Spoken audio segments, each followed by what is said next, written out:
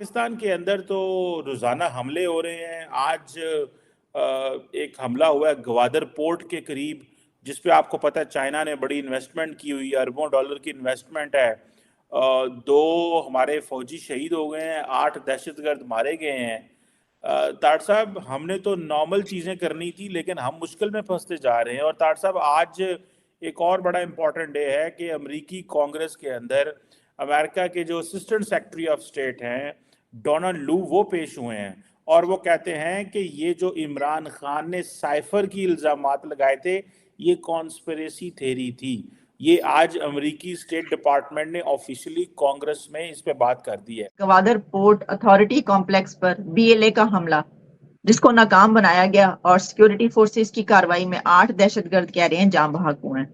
तो अब गवादर पोर्ट तक में जो है वो दाखिल हो रहे हैं और हमले ऐसे हो रहे हैं। तो क्या आप समझते हैं कि क्योंकि इतनी अफरा तफरी है और हालात बहुत खराब हैं, जंग भी चल रही है, आपको पता है अफगानिस्तान और पाकिस्तान की जो अभी हुई है झड़प, और भी कह रहे हैं झड़पें हो रही हैं, तो ये भी एक सिचुएशन है कि इस तरह के मामला तो फिर बहुत सानवी रह जाते हैं कि जमहूरियत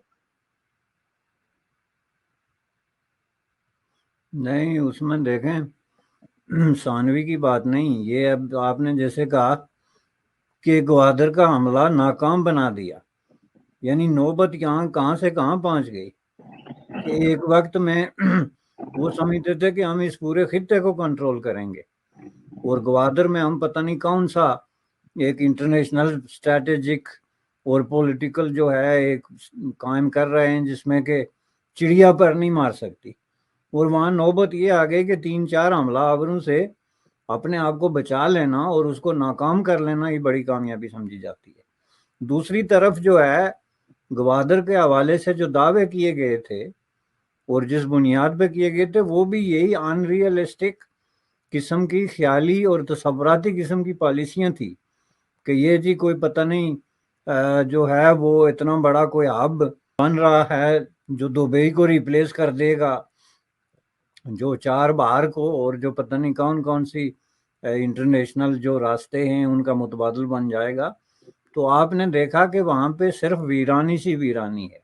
वो दश्त को देख के घर याद आया वाला जो का शेर है, बल्कि उल्टा ये है कि वो इलाका पानी में धंस रहा है, तेजी से नीचे जा रहा है। अभी तक तो वहाँ कोई इन्वेस्टमेंट नहीं हुई, लेकिन जो होगी वो भी डूब जाएगी बिकॉज ऑफ ये जो इन्वायरमेंटल इश्यूज हैं, जिसकी वजह से बाज़ इलाकों में समुंदर का पानी बुलंद हो रहा है और वो इलाके समुंदर के नीचे जा रहे हैं। कोई वहाँ पे डेवलपमेंट नहीं हुई, कोई किसी तरह की किसी भी एतबार से एक प्रोजेक्ट भी ऐसा नहीं है जिसको आप पेश कर सकेंगे ये काम यहाँ पे हुआ है।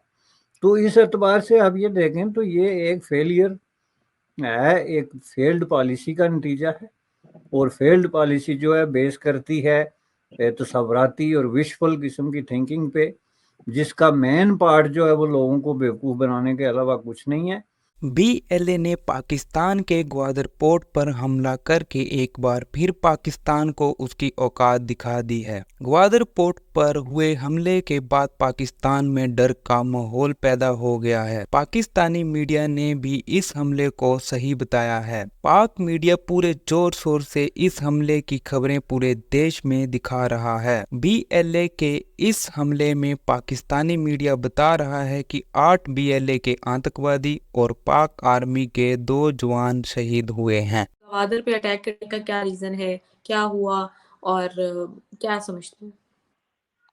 एक्चुअली गवादर के ऊपर जो अटैक हुआ है वो मेरे ख्याल में यही है कि जो पाकिस्तान ने अफगानिस्तान के ऊपर अटैक किया था, जो एयर स्ट्राइक किया था, उसी का ये जवाब है।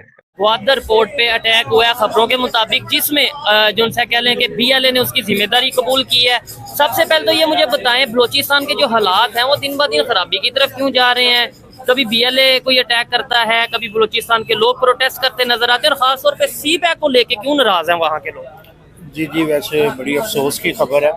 मैं इसकी मजम्मत करता हूँ जिन लोगों ने ये किया है स्टेट के अंदर इस तरह की एक्टिविटी की, हम शदीद अल्फाज में मजम्मत करते हैं। ठीक है। तो बाकी रही बात आपकी कि ग्वादर का प्रोजेक्ट है जो वो मुकम्मल क्यों नहीं होता, तो इसकी बहुत सारी वजूहात हैं, जिसमें एक हम रोना रो रहे हैं कई सालों से कि हम यहाँ पॉलिटिकल अनस्टेबिलिटी है। ठीक है। मतलब कि जो हुकूमतें हैं वो कायम होती हैं, वो सिर्फ मर्जी से होती हैं। अवामी मैंडेट, अवामी जो मैंडेट उसको नहीं सामने नहीं रखा जाता, सामने नहीं रखा जाता, तो मर्जी की हुकूमतें बनाई जाती हैं, तो इस वजह से भी मामलात ख़राब होते हैं। क्या वजह है कि बलूचिस्तान के लोग नाराज नजर आते हैं? कभी सी पैक पे, कभी ग्वादर पे अटैक होते नजर आते हैं, क्या वजह है इसकी? इसलिए मैं ये समझता हूँ कि जो चीज़ें हैं ना, ये पंजाब में ज़्यादा हुकूमत जो हमारी आती है वो मोस्टली लोग पंजाब से कर रहे हैं, और वो ये समझते हैं कि जो पंजाब पे इन्वेस्ट कर रहे हैं, ये सी पैक है जो पंजाब में लेके आ रहे हैं, हमारी जो बलूचिस्तान में या सिंध में